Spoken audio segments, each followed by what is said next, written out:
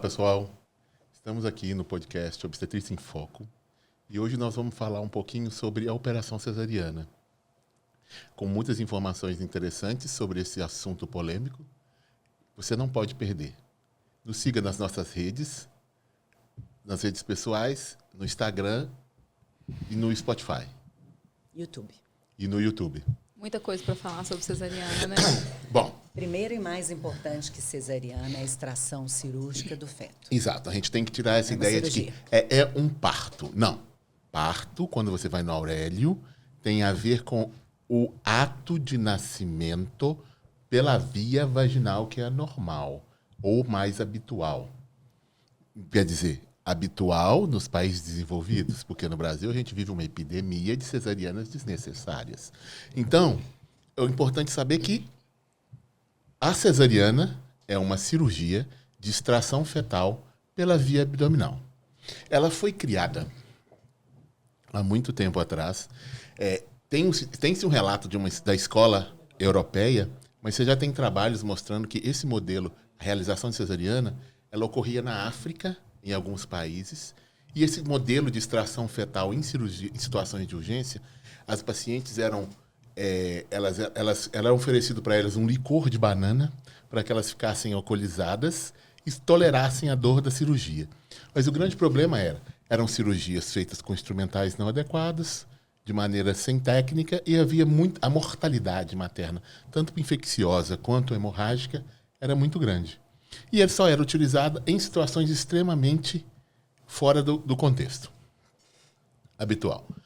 A cesariana sempre foi uma cirurgia colocada como exceção. Você sempre guardava a cesariana para extrações de urgência para a vida materna ou neonatal. Hoje em dia se banalizou essa execução dessa cirurgia no Brasil, que é o contrassenso de quando você observa toda o restante da obstetrícia mundial, você não tem isso. Você tem um aumento da taxa de cesariana de todos os países do mundo, mas um aumento que sai dos 15, chega em 20, 22, alguns países em 25. Nada parecido com os 56% da rede pública e com os 85%, em alguns hospitais, 90% de cesarianas. E o grande problema disso grande maioria das vezes, em gestações de baixo risco, de mulheres ígidas, de fetos ígidos, e sem uma indicação médica precisa. E um dos pontos que se fala muito quando você vai ler sobre literatura é que quando a gente fala em mortalidade materna, eles discutem, inclusive, que um dos pontos que a gente não conseguiu diminuir a mortalidade materna é o nosso número excessivo de cesarianas. Por quê? Apesar das complicações pela cesariana serem pequenas, existem complicações inerentes ao ato e elas são causas de morbimortalidade no Brasil que a gente não consegue diminuir porque a gente tem um excesso de cesariana. E a cesariana desnecessária. Então, a gente está aqui para poder discutir o que é a cesariana, quais são as suas indicações reais de cesariana e quando não é uma indicação de cesariana. Quando a paciente tem o direito de tentar uma via vaginal ou tem que entender que não existe um risco nem para ela, nem para o seu bebê, se ela quiser ter um parto vaginal. Então, a cesariana é o procedimento cirúrgico de extração do feto pelo abdômen e quando você vai olhar suas indicações literárias, você tem algumas bem clássicas. Por exemplo, a placenta prévia central, ou centro total ou centro parcial, onde você tem um bloqueio da saída fetal pela via vaginal. Então, essa é uma indicação de cesariana. E uma cesariana geralmente programada, que deve ser feita de preferência acima de 39 semanas. Mas lembrando que as placentas centrais, elas têm maior risco de sangramento, às vezes você vai trazer esse limite para 37, 38 semanas, de acordo com a evolução clínica da paciente. Se for possível, 39. Mas entre 37 e 38 semanas é absolutamente aceitável, porque entrar em trabalho de parto significa um risco hemorrágico muito grande, com risco de morte materna e neonatal. A outra indicação absoluta em qualquer lugar do mundo, essa é uma realização de cesariana, é a apresentação transversa. Então, a apresentação transversa não tem conversa. Em lugar nenhum do mundo nasce. O que você pode tentar com a apresentação transversa fora do trabalho de parto é uma versão cefálica e, caso ela funcione, a paciente teria, se ela tem interesse em ter um parto normal, ela poderia ter um parto vaginal. Mas, se não for isso, a apresentação transversa por si só, ela é uma indicação de cesariana. Uma indicação... Explica um pouquinho o que é a apresentação transversa. A apresentação transversa é quando o neném, ao contrário, normalmente o que a gente tem é um neném em posição longitudinal. Ou ele está com a cabeça para cima, pélvico, ou ele está com a cabeça para baixo, cefálico. Na apresentação transversa, a cabeça fetal, ela está num dos lados do abdômen materno, ou à direita ou à esquerda, sendo que o dorso pode estar anterior, posterior, superior ou inferior. Então, ele pode estar em qualquer uma dessas conformações, mas quando a cabeça ocupa um dos lados do abdômen materno, essa é a apresentação chamada de transversa. Você está apresentando na vagina da mulher, no canal vaginal, é o ombro do bebê. É o ombro dele. Sim. De uma forma bem leiga, um bebê que está atravessado. Só para as pessoas poderem entender de uma forma mais simples, né? Exato. E, além disso, quando a gente tem outra indicação de cesariana, é o estado fetal não tranquilizador. Ou seja, você está com uma paciente em trabalho de parto ou fora do trabalho de parto e que você avalia a vitalidade fetal e esse bebê não te dá segurança para você afirmar que ele tem um estado fetal adequado.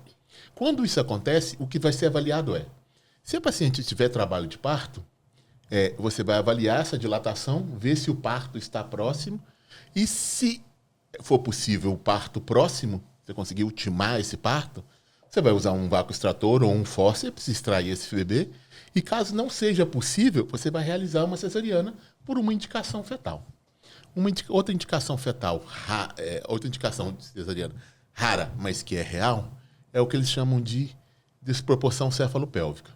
Aquela paciente que entra em trabalho de parto, dilata até 10 centímetros, o bebê desce até na estação 0 e não passa dali, às vezes por 4, 6, 8 horas depois. Então, esse bebê, apesar de contrações regulares, rítmicas e de boa intensidade, não há progressão desse bebê na pelve. E ele não está mal posicionado. Então, você vai caracterizar uma desproporção cefalopélvica e vai realizar uma cesariana, porque é a maneira mais saudável para aquele bebê nascer. Poderia passar um fórceps? Obstetras mais antigos tinham habilidade e passavam fórceps na estação 0. Mas a custas de grandes lesões maternas e grandes lesões fetais. Então, hoje, com essa apresentação e essa situação, você vai realizar uma cesariana. Posso começar a desfazer os mitos? Bora. Porque eu acho que a gente vai trazendo as informações aí das reais indicações e a gente pode ir tirando os mitos, né? Existe a possibilidade da gente fazer um diagnóstico de uma desproporção cefalopélvica antes do trabalho de parto? Não. Né? Pelvimetria Isso não é indicação. bem importante da gente falar, porque logo que eu comecei a trabalhar, né, a gente terminou residência, eu fui trabalhar em hospital privado, a gente recebia muitas pacientes no plantão com uma indicação de cesariana por desproporção cefalopélvica clínica. Eu fui conhecer esse termo no plantão de hospital privado e eu olhei para esse termo e falei assim, DCP clínico, o que é isso? Porque não existe, né? Na verdade, a gente consegue fazer um diagnóstico de uma desproporção cefalopélvica após a mulher entrar em trabalho de parto, depois de algumas horas de acompanhamento, como o Guilhermino falou. Então, não é um diagnóstico prévio, né? Alguns sinais podem nos sugerir, até podem, mas isso é tão vago, isso é tão superficial. Quantas mulheres que às vezes a gente faz pelvimetria, o que é a pelvimetria? A gente tentar fazer pelo exame de toque, uma avaliação clínica da pelve daquela mulher, né? A gente tem alguns dados de avaliação ao toque vaginal que nos sugerem, talvez, uma desproporção cefalopélvica. Sugerem, porque quantas vezes a gente já fez exames de toque em que a gente pensava assim, nossa, não vai nascer. E você acompanha, espera, o bebê está bem, você monitoriza, está acompanhando a mãe e nasce. Então, é muito raso, né? É uma estratégia de avaliação de DCP muito rasa. Então, acho que é o primeiro mito que a gente precisa tirar. DCP, a gente só faz diagnóstico após o trabalho de parto acontecer, após algumas horas de trabalho de parto. E desproporção, só para explicar, que o Gui falou do plano 0, que a bacia ela não é reta, ela tem um estreito médio. Desproporção é quando o maior diâmetro da cabecinha do bebê não ultrapassou esse menor estreito da bacia, que é o estreito médio, que é o plano 0 que ele falou. Isso que é a desproporção. Existe a absoluta, que realmente a proporção da cabecinha realmente é grande para passar naquele estreito, e tem a relativa, às vezes, como a cabeça entra ali no canal de parto, e aí ela não desce. É uma das situações até que pode ser feito o spinning baby intraparto, que às vezes ajuda a reposicionar o bebê. Né? É importante a gente falar um pouquinho dos números. O Guilherme começou a falar, achei interessante. Assim. A OMS ela recomenda aí que uma taxa de cesariana aceitável, recomendável pela OMS é em torno de 15%. Mas, recentemente, o Colégio Americano de Obstetrícia e alguns colégios europeus também já fizeram uma análise de que essa taxa é muito baixa. Sim. Então, o que é aceitável e que, inclusive, eles orientam que você tem que estudar a sua população. Sim. Aí, questão cultural, questão populacional, sim, demográfica, enfim. Então, assim, é interessante que lá nos Estados Unidos, por exemplo, eles consideram uma taxa de cesariana aceitável em torno de 20%, 25%. Exato. E eles têm uma taxa de cesariana que tem aumentado. Sim. Isso por várias questões. Por imigração, né, por outras culturas que chegaram e tudo mais. E o Brasil, o CONITEC, que é o Ministério da Saúde, ele também descreve que essa taxa de 15%, 10% do OMS para o Brasil é muito baixa e que é aceitável em torno de 25%. A 30%. Então, se a gente pegar 25% no Brasil, isso está longe do que é a taxa do serviço público. Sim. Do privado eu não vou nem conversar. Porque, assim, é uma coisa gritante. Então, determinadas maternidades no serviço privado, numa cidade grande como Belo Horizonte, se você chegar lá, a chance de você ter um parto normal é 1 em 10. Exato. 2 em 10. Então, isso está muito longe do preconizado pelo Ministério da Saúde. Sim. Do nosso país. Temos que lembrar que o Brasil é o vice-campeão de taxa de cesariana no mundo. Tá? Só perde para a República Dominicana, exato, que é uma ilhazinha. Né? Fora isso, aí o Brasil está acima de Egito, Turquia, que também tem taxa de cesariana muito alta, e toda a América do Sul. E o mais interessante é que, tirando a África, que a gente tem um nível de socioeconômico, de pobreza, né, muito extremo, quando você vai para os outros continentes, você consegue ver que quanto menor o IDH, maior intervenção no parto da mulher. É muito maluco. Você pegar na América do Sul é onde tem as maiores taxas de cesariana. É onde você tem menos dinheiro para investir em saúde. Justamente. Então, assim, você tem vários números que tem essa questão de que um dos motivos que nesses países subdesenvolvidos, onde a taxa cesariana é alta, você tem, às vezes, um dos motivos de não se conseguir atingir a taxa de mortalidade materna ideal. Um dos motivos é as cesarianas inadvertidas, sem indicação. O Brasil mesmo atingiu a taxa ideal de mortalidade neonatal, se não me engano, do preconizado, do que foi da materna a gente, sim, nunca consegue. Um dos motivos pode estar relacionado a essa questão. Dentro das indicações também, vale a gente dizer, tem aquelas indicações relacionadas a HIV, né, as pacientes HIV positivo que têm carga viral desconhecida ou carga viral alta a partir de após 34 semanas, né? Então existe uns critérios que é uma indicação. Questão do herpes, também herpes ativo, também existe essa questão da indicação, além do que o Guilherme falou. Mas se vocês observarem, as indicações absolutas elas são muito poucas, né? E essa questão de desproporção cefalopélvica, a gente sabe muito bem que isso é uma indicação de facilidade para o profissional, para o médico. Né? Facilidade para o médico de fazer uma indicação, porque quando a gente fala para uma paciente que ela tem uma pelve ruim, ou uma pelve que é um DCP clínico, o que não existe, inclusive é contraindicado essa avaliação como indicação de qualquer procedimento cirúrgico da cesariana. É contraindicado, você não pode. A gente, como obstetra, a gente até avalia para a gente, não para a paciente. Sim. A gente nunca fala para a paciente, sim, que ela tem uma pelve ruim. Né? Porque se um obstetra fala para uma paciente que ela tem uma pelve ruim, ela não vai querer, não vai nem tentar. Vou tentar para quê se minha pelve é ruim? Então, assim, taxa-se as pacientes de uma forma que as induzem a ir direto para a cesariana. Isso, se você parar para pensar, é muito cruel. Sim. Porque eu não tenho nada contra a cesariana. O que me incomoda é você criar subterfúgios para poder indicar um procedimento cirúrgico. Você vai criar motivos e essa mulher, ela acredita naquilo, porque é um profissional. Ela está acreditando no profissional que está falando, e ela vai para um procedimento cirúrgico e sem a informação adequada. Então, isso que é muito... E aí, eu, como ultrassonografista, os maiores mitos estão ali no ultrassom, né? O tal da circular de cordão, que a gente vê em 45%, 50% de todas as gestantes. Então, assim, não tem a menor indicação de cesariana por causa disso.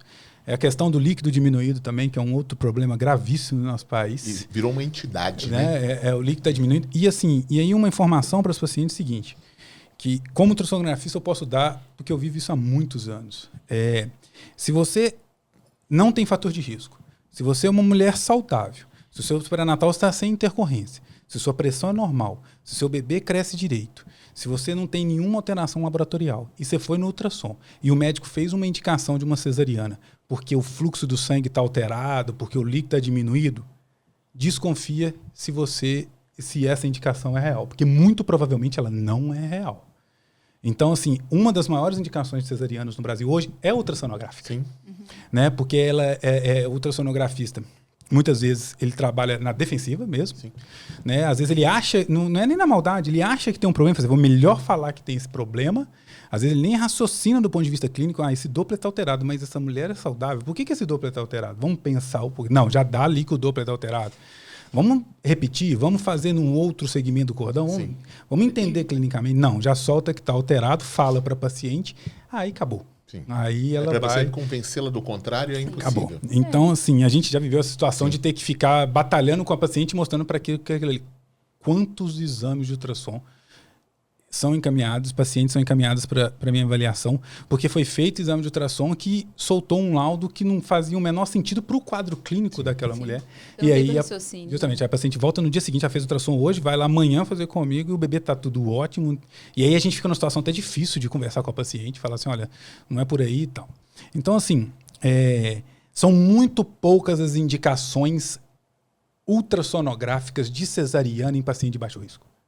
Muito pouca. Muito pouco. Então, você sempre tem que desconfiar. O paciente tem baixo risco, veio com um laudo estranho de ultrassom, procura outro para ter uma segunda opinião. E a cesárea para a mulher é sempre risco, né? Não justamente. Existe uma situação em que a cesárea para a mulher vai... E as pessoas indicam muito facilmente, eu acho isso muito doido. Mas e mesmo quando bem indicada, ela é um risco para a mulher. Sim. Quando a gente compara os partos, os nascimentos, a gente vê claramente, você tem 3,5 vezes mais chance de morrer só por fazer a cesariana. Porque quando compara uma mulher da mesma idade, com a mesma gestação, risco, duas mulheres, uma teve um parto normal, uma teve uma cesariana, por qualquer motivo que seja. Só pela cesariana, ela já tem 3,5 vezes mais chance de morrer. Se ela tiver uma patologia associada, esse risco aumenta. Ela tem mais chance de hemorragia, tem mais chance de infecção, tem mais chance de evento tromboembólico. E o Brasil inteiro vende o combo cesariana como se fosse a melhor coisa do mundo. Você pode ir depilada, você pode ir de unha feita, sobrancelha feita, maquiada. E esquece de uma coisa.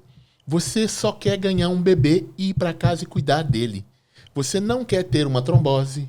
Você não quer ter uma hemorragia ou retroperitoneal ou de sistema nervoso central porque você está tratando uma trombose venosa profunda por uma cesariana sem indicação. Você não quer tratar uma infecção de parede ou uma endometrite, uma cesariana não indicada, mal indicada. Então, a gente tem que colocar para os pacientes que existem riscos inerentes à realização dessa cesariana. Mesmo quando você faz uma cesariana intraparto por um estado fetal não tranquilizador, você tem que deixar muito claro para o paciente que esta cesariana intraparto, ela tem um risco maior de abscesso de parede, endomiometrite, que são complicações inerentes a essa cesariana realizada no intraparto. Tem gente que coloca que a cesariana eletiva, ela não tem risco. Aí a grande questão que eu faço é, qual é a real indicação de uma cesariana eletiva? Qual que é a indicação? Porque você indicar uma cesariana eletiva para poder evitar risco de infecção, qual o motivo de fazer a cesariana? A paciente está te demandando? Você deu as informações? A paciente entende os riscos embutidos no fazer uma cesariana? Porque a grande maioria não tem essa informação, ela não sabe quais são os riscos que ela é submetida quando ela faz uma cesariana. Então, e quando o colega coloca para ela que o parto normal ela vai ter incontinência urinária, que vai rasgar a vagina, que o útero vai cair, vai espirrar e vai fazer xixi, a gente tem que desmistificar de algumas determinadas coisas. Por exemplo, a paciente com um parto vaginal a termo de um bebê eutrófico, ela pode ter um parto vaginal sem laceração, ou com uma laceração mínima. Porque acho que o grande problema das pacientes é que elas pensam nas grandes lacerações, que são muito pequenas, é uma intercorrência de menos de 4%.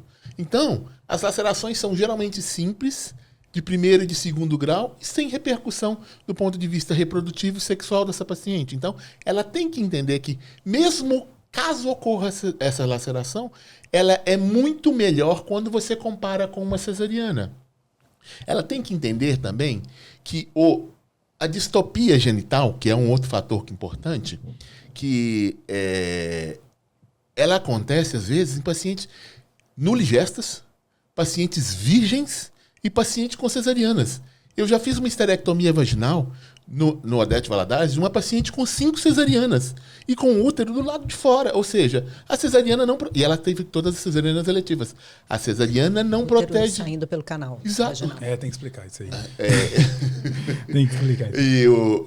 E um prolapso uterino é quando o útero sai da sua posição abdominal e desce pela vagina e se exterioriza pela vulva. Ou seja, eu via o útero do lado de fora, apesar dela ter 5 cesarianas. Ou seja, não houve nenhum fator protetivo para essa paciente a realização dessas cesarianas. E a gente ainda foi fazer uma esterectomia vaginal com uma paciente com várias cesarianas prévias. Por quê? Era até complexo puxar esse útero do lado de fora para poder tirar ele pelo abdômen. Então, isso não protege. E a incontinência urinária também não está relacionada ao parto. A grande maioria das vezes dos distopias pélvicas e da incontinência urinária, ela está relacionada com a gestação, com a trama, a malha da pelve e o peso do útero. Porque ninguém pensa, porque é um cilindro que vai ficando progressivamente mais pesado e a mulher vai deslocar esse cilindro durante 40 semanas sobre uma rede de tecido conjuntivo, que dependendo do esforço que ela fizer, dependendo de fatores de risco como asma, como sobrepeso, como tosse crônica, como corrida, isso vai lesar esse assoalho e ela pode ter tanto prolapso quanto continência. Mas ela tem que saber que essa proporção é mínima de acontecer e que ela tem que entender os riscos de ter um parto vaginal e ter esse prolapso e ter uma cesariana e ter todas as complicações inerentes a ela. Então, isso tem que ser muito bem esclarecido. O que não como o Thiago falou, eu não tenho nada contra a cesariana. Eu adoro uma cesariana eletiva, quando ela pode ser feita por placenta prévia. Vou marcar às 7 horas da manhã, maravilhoso. Só que a minha paciente com uma placenta prévia, ela sabe que o sangramento dela é aumentado. Ela sabe que ela tem mais chance de ter hemotransfusão. Ela sabe que ela tem mais chance de ter esterectomia, chance de infecção intraparto. Então, ela tem que estar orientada até quando existe uma indicação absoluta para ela.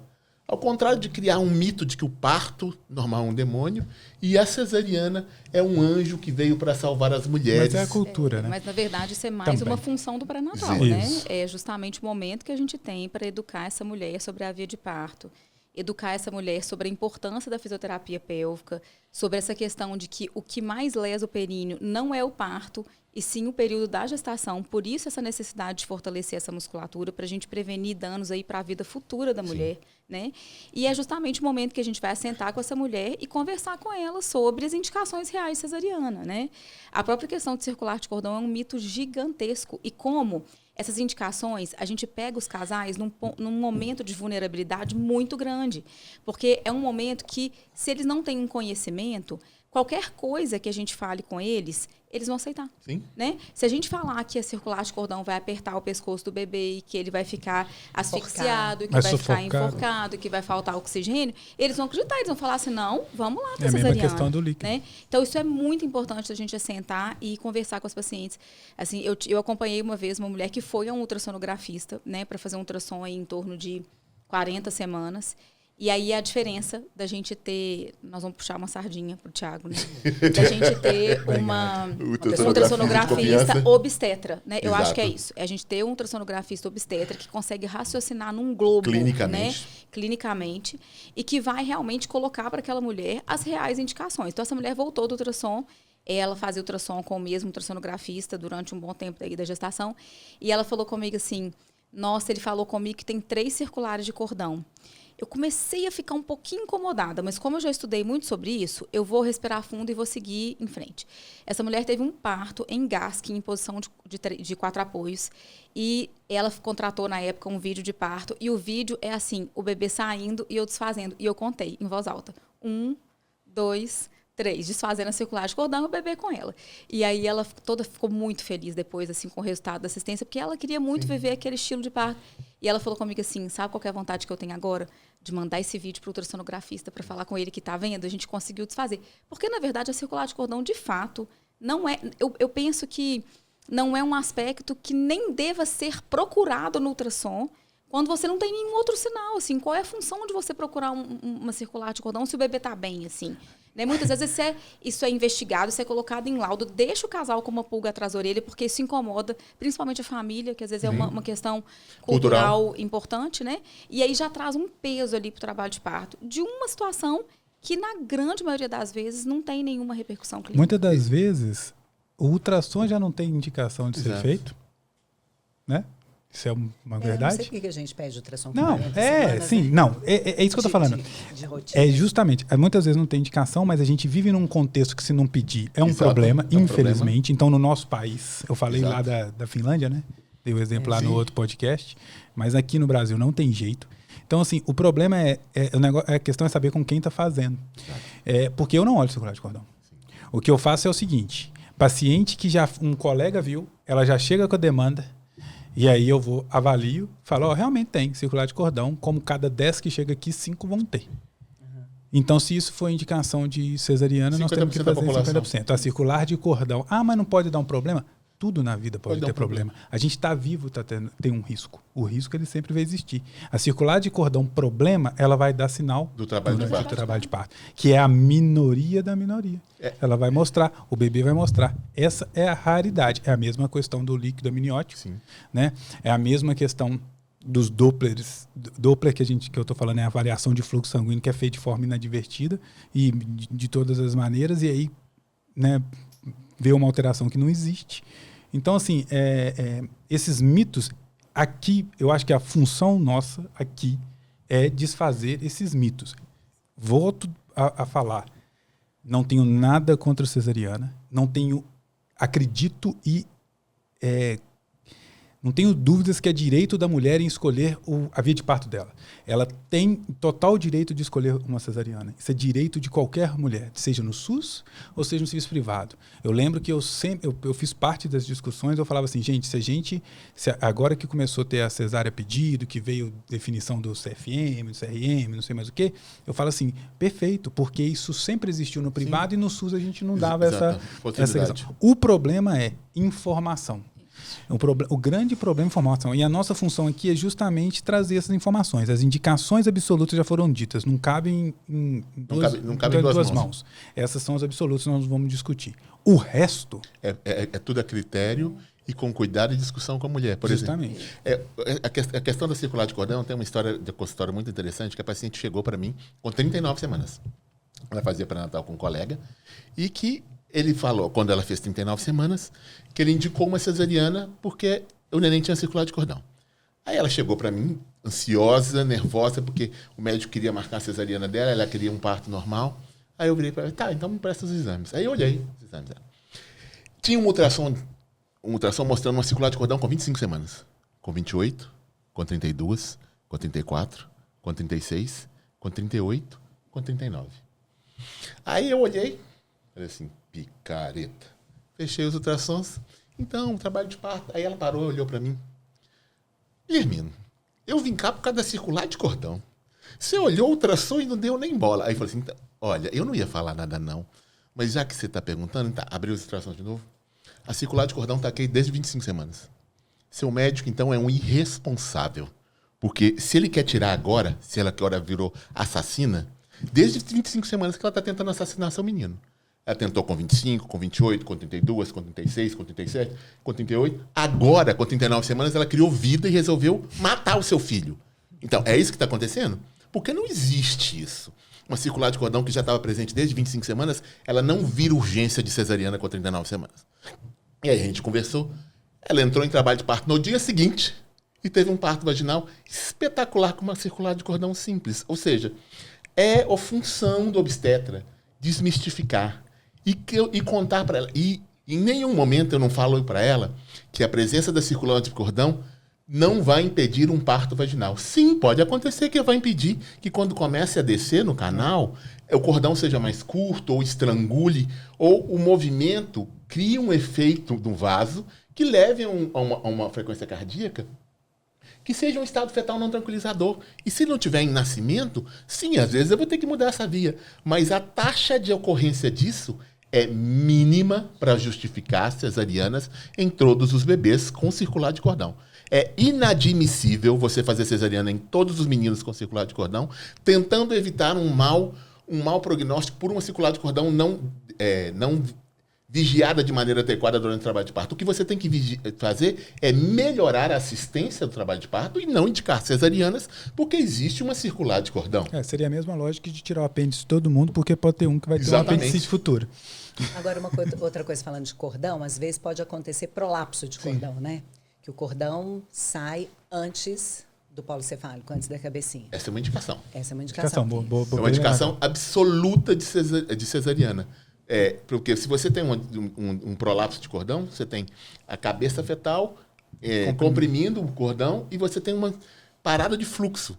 Se você não reverter isso imediatamente, se o parto vaginal não for eminente, ou seja, está nascendo e apareceu a circular de cordão, você tem que converter e fazer uma cesariana, porque esse menino vai ser asfixiado. Então, agora, uma outra coisa que as pessoas têm mania de comparar, assim, complicações de parto normal com cesariana sem complicação, né? Agora pega os dois complicados. Exatamente. Isso, é disso tudo. Isso. Qual que é a complicação que você vai comprar, vamos dizer assim? Porque você compara assim, eu vou ter uma laceração extensa com a cesariana que não vai me dar nada.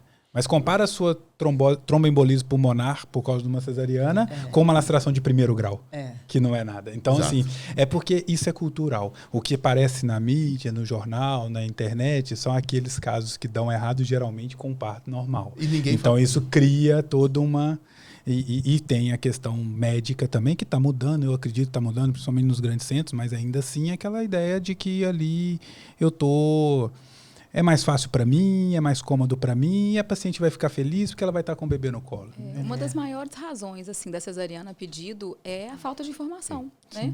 A gente sabe que peguem as pacientes que pedem cesariana, assentem com elas para conversar, uma conversa clara, consciente, trazendo dados, orientando. Muitas delas se abrem a viver o parto vaginal depois de uma conversa desse tipo. É claro que o objetivo não é forçar ninguém a ter parto vaginal, né? A gente entende, eu entendo, e eu tenho certeza que vocês também, a gente entende muito bem quando a mulher não quer viver um parto normal por N questões, né? Ela pode ter vivido um abuso na infância, ela pode ter uma história trágica prévia na família.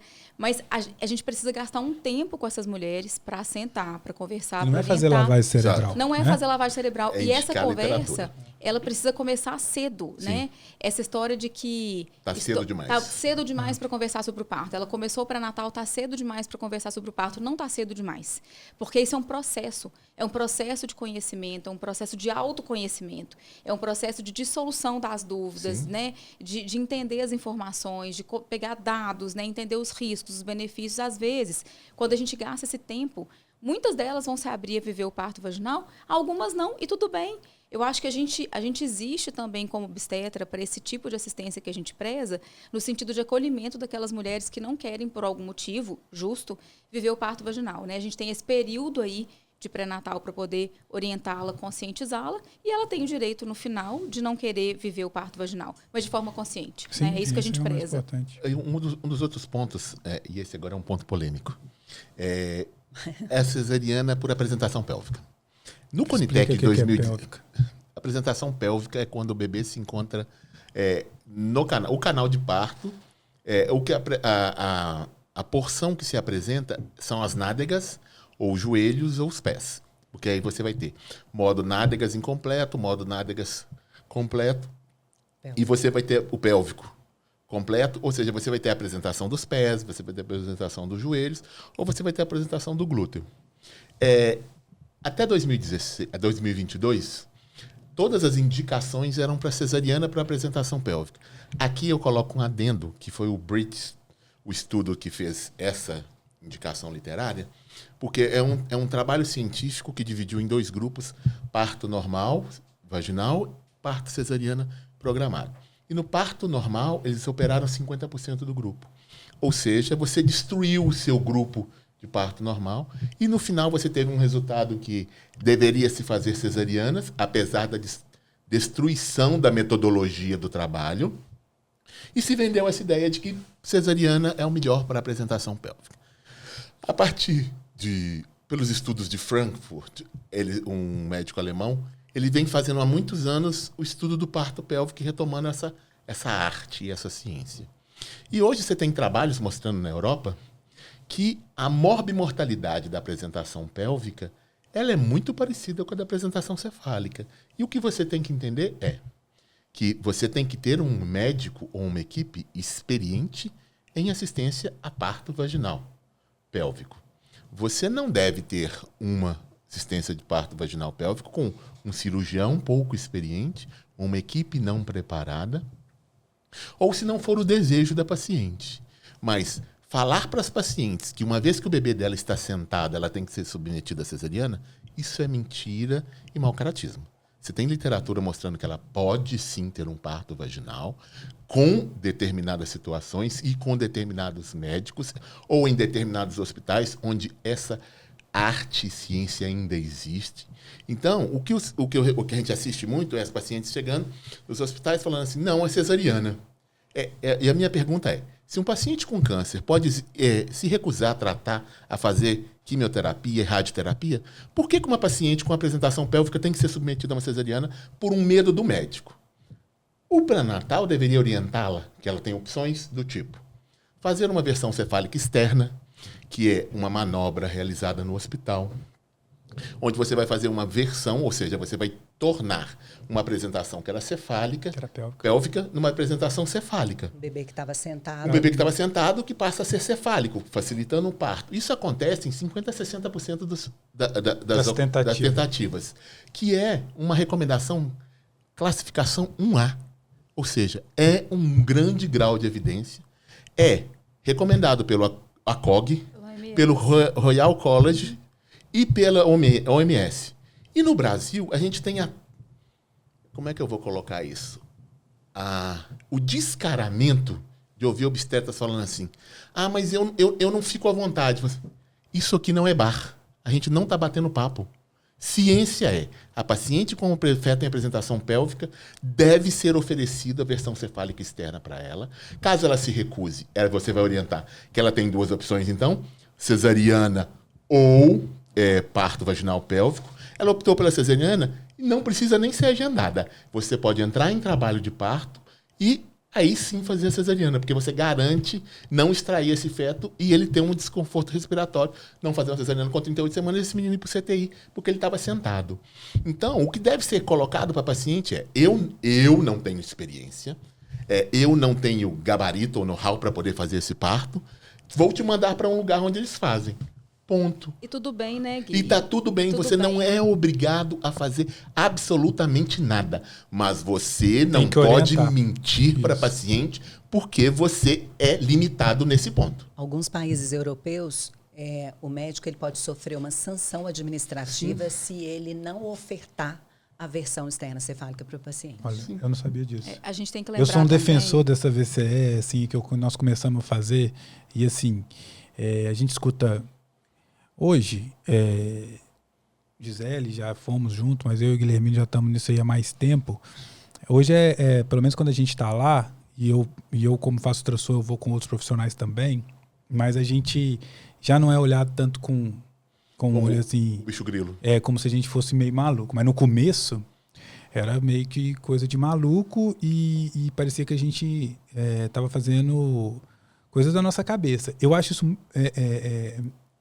assim, é até uma crueldade, porque assim, a gente não foi inventar aquilo lá. A gente veio do Sofia, que é onde a gente começou a fazer Quando a gente ultrassom fez lá, residência, não né? só na Sofia, na Santa Casa mesmo, foi onde eu aprendi a fazer. Na época da residência, aí foi esse estudo de 2000. O Bridge. O Bridge foi 2000. Ele, a partir daí, que parou de fazer versão, parou de assistir parto pélvico. Tanto que a gente não teve esse ensinamento. Se a gente for olhar em relação a VCE, não. Parto pélvico a gente conduzia alguns. Mas assim, a gente pode também trazer uma crítica aqui à formação do médico, né? Porque, vou fazer uma analogia em relação, por exemplo, à reposição hormonal. A gente achou por muito tempo, a gente foi ensinado na nossa geração que a reposição hormonal era algo que não devia ser feito. Porque aumentava o risco de câncer de mama, porque aumentava várias complicações para a mulher. A gente passou por esse tempo de se acreditar que o parto pélvico era muito maléfico para a mulher e por isso ele deixou de ser ensinado. Então a gente tem um hiato de formação. Então eu acho que parte também do pressuposto do médico ter um pouco de humildade, sabe? E de falar assim, olha, não vou deixar você não ter essa oportunidade. Você deseja? Então, eu vou te encaminhar para a pessoa que sabe fazer. E tudo bem. Eu acho que a gente precisa ter, já que houve esse hiato na formação do médico, a gente precisa ter essa humildade para seguir adiante. E o Ministério da Saúde, ele recomenda o ABCE. Tem lá, entre 36 e 37 semanas, o nosso Ministério da Saúde recomenda. Lá fora nem se fala, é política pública. Então, né? E a gente, e nos serviços privados e até no nosso próprio sociedades, não se fala. A gente não vê muito congresso falando de VCE. Não se fala. Agora está começando a falar. Mas assim, você não vê o congresso falando de versão. Você fala que a taxa de complicação é mínima. Exato. Existe. Como tudo na procedimento. Todo procedimento. Mas é mínima. Então, assim, a gente... isso é uma informação importante. E o que você disse é verdade. A paciente, ela não tem que ter o parto normal pélvico, ela não tem que fazer a VCE. Ela tem que ser informada que isso é possível e isso está na literatura científica. E ela faz a escolha Ela faz isso. Não, doutor, eu quero fazer minha cesariana. Beleza. Eu quero tentar a VCE, se der certo, ótimo. Se não der, eu vou para a cesariana. Eu quero tentar a versão cefálica externa 1, 2 vezes. Eu quero tentar e depois, se não der certo, eu quero ter o parto normal. Eu não faço assistência de parto normal porque eu não tenho experiência no parto normal, poderia falar assim, e eu vou te encaminhar para o serviço que faça ou um colega que vai te dar essa possibilidade de assistência. Sim. É assim que é ser honesto. Né? Uma coisa que é importante a gente falar sobre cesariana, gente, a paciente tem mania de falar assim, eu não tive passagem. Né? A desproporção cefalopélvica, ela acha que não tive passagem, é o colo não dilatar. Né? Eu tenho até uma história recente de uma paciente que... bolsa rompeu, foi encaminhada para o plantão e começou o processo de indução com 4 centímetros. Aí, com 4 centímetros, pararam o misoprostol. Não sei se iniciaram a ocitocina, mas num colo que ainda não era favorável à ocitocina, não sei. Mas aí ela falou, parei de dilatar com 4 centímetros, não tive passagem. Isso é muito comum, né? Muito. Então, assim, isso a paciente carrega para o resto da vida, eu não dilato. Exato. Eu não tenho passagem. Aí a filha dela também não vai ter, Exato. A neta dela também não vai ter. Vira uma maldição familiar. Vira maldição familiar. E o que é o grande critério que a gente tem que ter aí, e é uma responsabilidade dos provedores de saúde, de cuidados obstétricos, a primeira cicatriz deve ser evitada a todo custo. E, às vezes, o que a gente assiste muito são falhas de induções que não são falhas de indução. Eu já vi falha de indução sem romper bolsa. Isso é inadmissível. Você nem tentou induzir esse parto direito. Se o dedo passou, rompe a porcaria da bolsa e vão ver se esse menino vem. Agora, coloca 3, 4 meses, não mudou o colo, bolsa íntegra indica cesariana por falha de indução. Não, falhou... o caráter do médico. Fala assim, olha, filho, ou você desistiu, ou não usou o método adequado. Exato. O que você tem que falar querida, eu acho que está demais. Eu acho. Aí, se ela te perguntar, a literatura deixa a gente tentar um pouco mais. E dá para ela a opção, se ela quer ou não. E não, como eu vejo muitas vezes, ficar colocando medo na paciente, porque pode ter um sofrimento. Você tem algum exame mostrando que existe um sofrimento? Porque neste não momento existe, pode ter um sofrimento. Bola de cristal não funciona. Sofrimento fetal, estado fetal não tranquilizador, é um diagnóstico feito, ele é transversal, ele não é longitudinal, ou seja, eu não consigo avaliar uma paciente aqui e olhar para ela, você vai ter um sofrimento fetal com 8 para 9 centímetros. Isso não existe. Você tem que tentar entrar em trabalho de parto. E eu sempre brinco com as pacientes assim. Mas como é que eu sei que eu tenho passagem? Eu falo assim, então vamos fazer o seguinte, você dirige. Tá. De vez em quando você está lá no carro, você vem, você olha a vaga, não cabe. Aí você fala, mas eu não vou dar a volta no quarteirão, não. Manobra e o carro entrou, não foi? Pois é, você achou que não cabia e coube. E muitas vezes você entra e fala, não, agora cabe, isso aqui é fácil. E não entra o carro. E como é que você descobriu?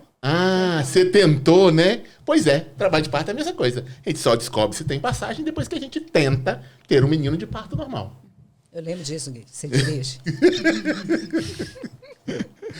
Assim, é um assunto que, assim, Não, que a calma. gente fica até mais exaltado. Exaltado. Mas, assim, a gente tem que toda hora voltar e dizer o seguinte, todos nós aqui fazemos cesarianas, a gente não nega cesariana para ninguém. Que queira. A gente não deixa de fazer cesariana para paciente nenhuma que deseja. Agora, o que a gente quer é que elas tenham as informações. E a informação básica as indicações absolutas são essas. Nessas situações controversas podem ser feitos isso, que a gente já explicou aqui, e você vai decidir o que você Exato. quer. Vamos desfazer mais um mito, que é o mito das cesarianas prévias. Né? De ter eu tenho uma cesariana prévia, eu tenho que ter outra cesariana. Né? Eu acho que esse é um mito super importante, assim. E as mulheres ainda têm muitas dúvidas a respeito disso, né? Então, falando um pouquinho de uma cesariana prévia, né? Uma paciente que teve uma cesariana prévia, ela tem que ter outra cesariana? De jeito nenhum. Não necessariamente, né? A não ser que ela queira, né? A não ser que se tente o trabalho de parto e não evolua por outros motivos. Mas qual que é a preocupação do médico quando a gente está falando em parto vaginal após cesariana? A preocupação é o risco de rotura uterina, né? É o risco desse útero explodir na contração ali do trabalho de parto, romper, causar uma hemorragia e um quadro fetal mais grave, né? Se a gente pensar em uma cesariana prévia, o que a gente tem de literatura? Se a gente pegar o grupo de pacientes que teve uma cesariana e um grupo de mulheres que não teve corte, né, uterino, a gente não vê diferença na taxa de rotura uterina dessas mulheres. Por isso, se a mulher teve uma cesariana prévia, ela pode tranquilamente ter um parto vaginal. Existem algumas questões, algumas estratégias, né? Algumas mudanças em relação à indução, por exemplo, alguma condução, mas isso não zera, muito antes pelo contrário, não zera a possibilidade dela viver um parto vaginal, correto? Correto. E sobre as outras cesarianas? Não, e outra coisa, não são 2 anos, né? O intervalo entre uma cesariana e um parto normal, antigamente a gente acreditava que tinha que ter 2 anos. Isso. Hoje a gente sabe que não precisa. É de 15 a 18 meses. Isso. E o grande questão toda, eu sempre coloco a paciente, chega a dizer, eu recebo muita paciente com cicatriz prévia em busca de um parto vaginal, e aí chega, mas doutor, quanto que é perigoso isso? Aí eu primeiro assim, vamos lá. Não é um filme do Tarantino, tá? Você não vai estar lá em trabalho de parto, de repente a barriga rasga, pula neném para um lado, sangue na cara de todo mundo, e a gente sai correndo pro bloco, não. A rotura uterina, ela te dá sinais do tipo alteração no padrão de contração, parada de progressão do feto, um sangramento anormal, ao exame clínico, uma elevação da apresentação fetal, ou a frequência cardíaca fetal muda. Então, você tem como controlar clinicamente esse evento. Então, é possível entrar em trabalho de parto, ser monitorizado adequadamente e depois evoluir para um parto vaginal. E aí a paciente fala assim, mas e o risco? Então, vamos lá. Se você tem uma cicatriz ou 2 cicatrizes, a sua chance de rotura é mais ou menos 1%. É menor que 1%. Se você não tem nenhuma cicatriz, é 0 ponto alguma coisa, 0,4, 0,5. Ou seja, mesmo sem cicatriz, você tem risco do seu útero romper. Ok? Não existe ausência de risco de útero romper. Engravidou, o útero pode romper. Com 1, com 2, com 3 ou com 4 cicatrizes. A gente observa que isso é mais comum em múltiplas cicatrizes. Aí eu sempre coloco para ela assim, quer dizer, então, deixa eu ver se eu entendo. Se é menor que 1%, vamos colocar 1. É 1% de chance de romper e 99% de chance de não romper. De não romper. E aí você vai pegar um bisturi e vai romper, que dá 100%, né? Para tirar seu menino. É isso mesmo? Então, com a chance de ter 99% de não ter nada, você vai transformar numa chance de 100%, porque a cesariana é uma rotura guiada por um bisturi cirúrgica realizada. Então, não existe isso. Isso é um mito, é uma maneira de criar uma sociedade do medo em relação a um parto vaginal pós-cesariana. Porque o cara não quer ficar ali preocupado, ele já quer ter uma indicação na manga para não ter que acompanhar um trabalho de parto.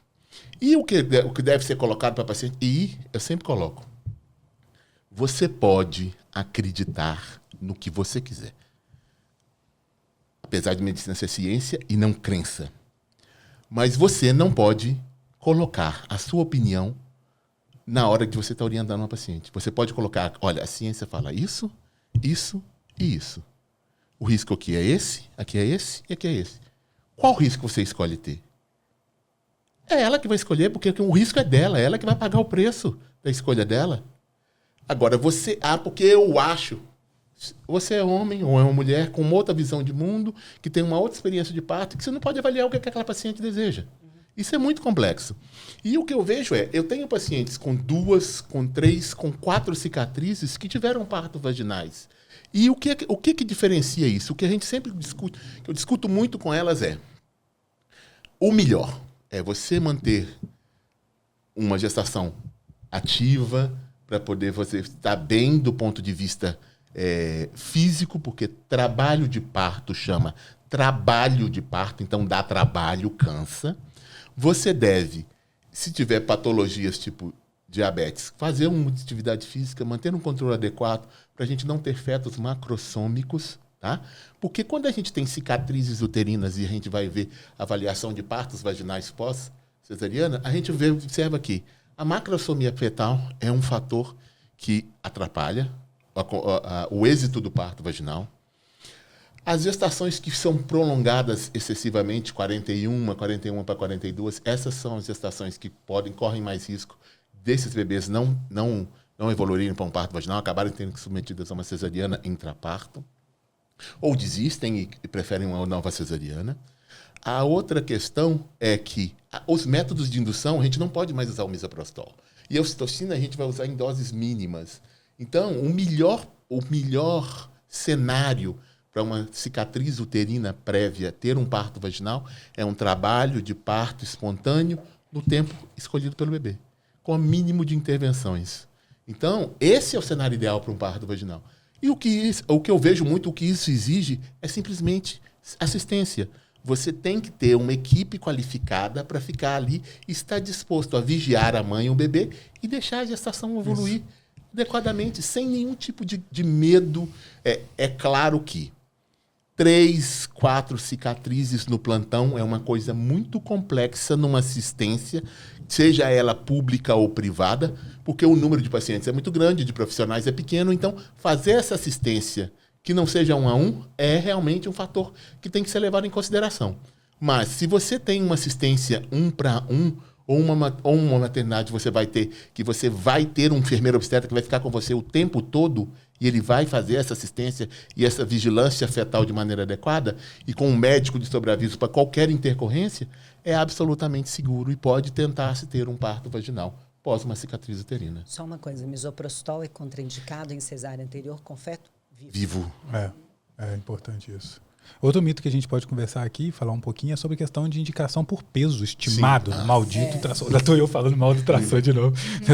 Sou o único traçonografista que fala mal de tração. Enfim, mas o tal do peso fetal estimado, bebê grande, e que a gente erra demais, aí eu me incluo, a gente, porque todo mundo que se presta a fazer um ultrassom vai errar. Sim. Tanto que a estimativa é 10% e geralmente vocês que fazem mais assistência dá até mais do que isso. Porque existe a limitação do método. Limitação também, do método, né? Enfim.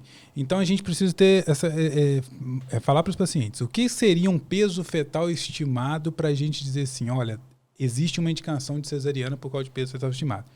Numa paciente de baixo risco, eu estava lendo, em torno de 5 quilos de peso fetal estimado. Algumas referências falam em 4,5 kg. Né? De 4,5 kg a 5 kg para você indicar, ou para você é uma indicação relativa. Sim. Ou seja, se você orientar a paciente, olha, seu bebê está com um peso estimado de 4,900, é seu primeiro filho.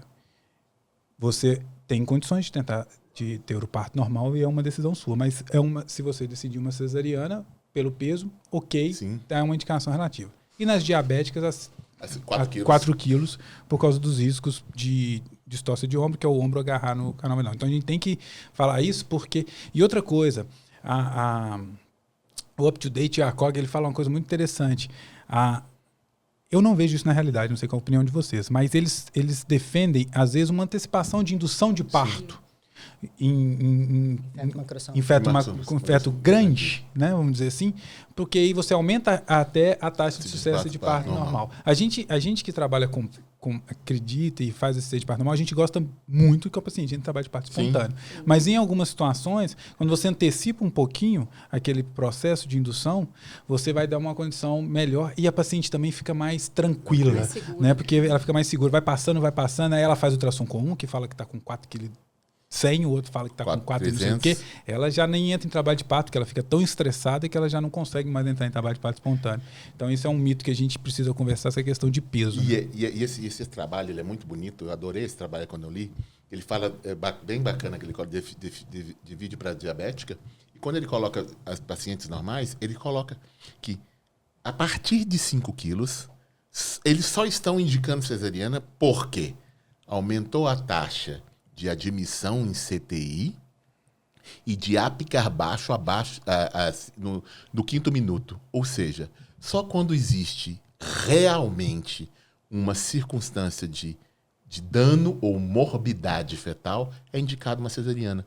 E estatisticamente isso só ocorre acima de 5 quilos. Ou seja, indicar uma cesariana por 4.500 ou para evitar 4 quilos, né? Por 4 quilos, que é o mais comum. Por exemplo, você tem um hospital em que 4 quilos é igual a cesariana. Aí nasce com 3.400. Aí o menino nasce com 3.300, 3.400. Ah, mas podia ter 4 quilos. Aí é aquela outra grande falácia. Ah, mas porque podia ter uma distócia de ombro. 50% das distócias de ombro ocorrem com fetos de peso normal. Ou seja, tentar fazer cesariana para todo menino grande, porque você vai tentar evitar uma distócia de ombro, isso é inadmissível. A equipe tem que ser treinada para poder resolver distócia de ombro. E não submeter a paciente à cesariana, que existem complicações inerentes a ela, por algo que nem ocorreu. Isso é inadmissível, você criar uma situação para poder prever algo que não é previsível. Você está dando uma cesariana com risco aumentado de morte, de trombose, de hemorragia, de infecção, porque pode acontecer. Tá, a gente está aqui, pode cair um cometa. Mas qual que é a probabilidade real disso acontecer? É isso mesmo. A questão também é importante a gente falar porque a miomectomia, retirada de mioma, cirurgia no útero, ela também é uma indicação. Sim. E a incisão do tipo corporal, que é a incisão longitudinal, né, que a gente faz geralmente em prematuros extremos, numa gestação anterior, ela também é uma indicação. Agora, essa questão do mioma vale a pena, porque no mundo atual, que está fazendo muito videolaparoscopia, principalmente para endometriose, eu tive várias pacientes, aí o cirurgião aproveita que está ali e tira aquele mioma de 1 centímetro subseroso. Né, na videolaparoscopia. Isso não é contraindicação a ter parto normal. Então, é aquela cirurgia que você tirou um mioma grande, intramural, entrou na cavidade do útero e tudo mais. Aquele subseroso. E assim, os obstetras, os médicos adoram pegar isso aí para já indicar cesariana. Ah, não, aqui fez miomectomia. Tá, mas qual foi a minha? Foi por vídeo que eu tinha endometriose. Então outra coisa também importante dizer, paciente anticoagulada, paciente uso de Clexane, que é anticoagulante, não é indicação de cesariana. A gente falou da prematuridade no ultrassom também, não é indicação de cesariana. Então. Até porque a cesariana vai perder mais sangue. Justamente. Com muito mais chance de trombose depois. Então, assim, a gente precisa... E volto a dizer, a paciente que deseja cesariana, ela vai ter cesariana.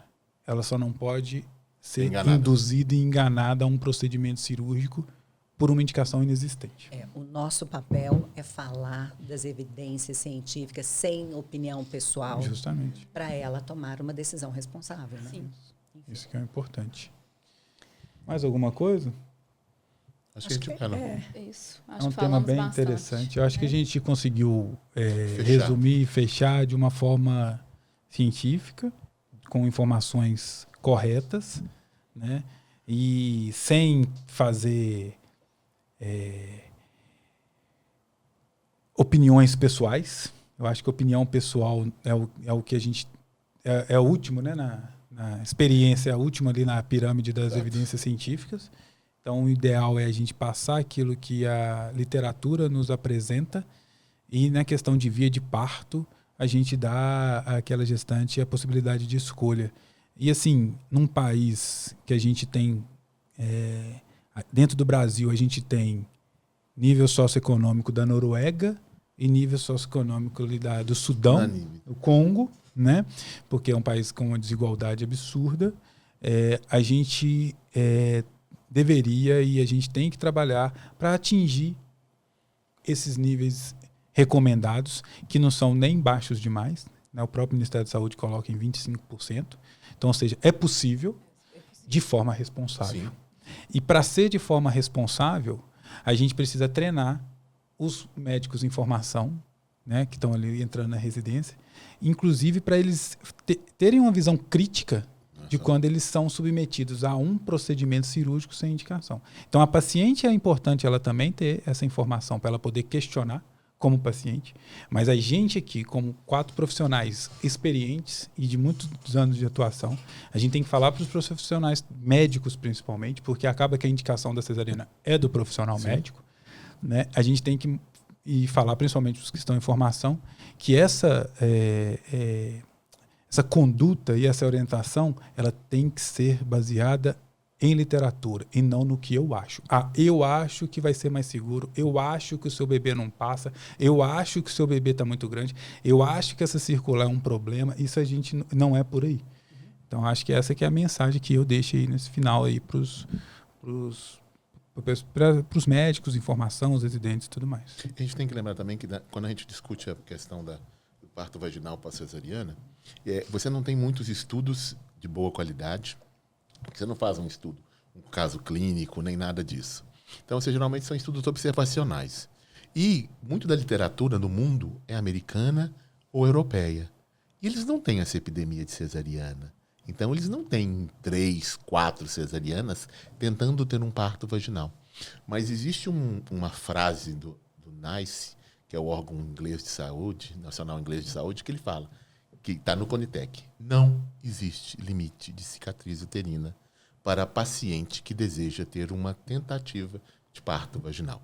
Ou seja, não é você quem decide. Você vai falar que é arriscado, você vai falar que ela tem que procurar um lugar específico, mas não cabe a você de podar o desejo dela com 2, com 3 ou 4 cicatrizes, de tentar a experiência de um parto vaginal.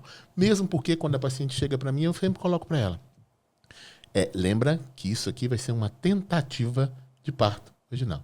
Não existe obrigação de ter um parto vaginal. Você pode desistir a qualquer momento, ou, se o estado fetal ficar não tranquilizador, nós vamos mudar a via, porque a gente engravida de bebê e não de parto. Então, isso tem que ser muito claro. E na verdade, teria que existir um interesse para poder avaliar a questão do parto vaginal pós-cesariana no mundo subdesenvolvido, que é onde a gente realiza essa epidemia de cesarianas. Para a gente estudar o início de as novas gestações que vão tentar ter partos vaginais, para a gente ter uma estatística real. Porque a grande maioria dos pacientes nos Estados Unidos e na Europa não são submetidas à cesariana. E quando são na primeira, elas vão tentar um parto vaginal na segunda, se assim o desejarem, e não tem ninguém desencorajando de provedor de saúde, que é completamente diferente da nossa realidade. Então, a paciente tem que saber, ela tem que saber procurar informação. E é interessante porque o Conitec é de 2016, 2017, então ele já tem muitas informações que ainda são de qualidade. Mudou alguma coisa em relação à apresentação pélvica, mas ainda é um documento que está atual, apesar de ter quase 10 anos de existência. É isso, pessoal. Somos Obstetrícia em Foco. O assunto de hoje foi cesariano, um assunto que não se esgotou ainda. Oportunamente a gente deva voltar. Mas qualquer pergunta, qualquer dúvida que vocês tiverem, podem nos encaminhar. Nas redes sociais estamos no Instagram, no Spotify e no YouTube. Obrigada.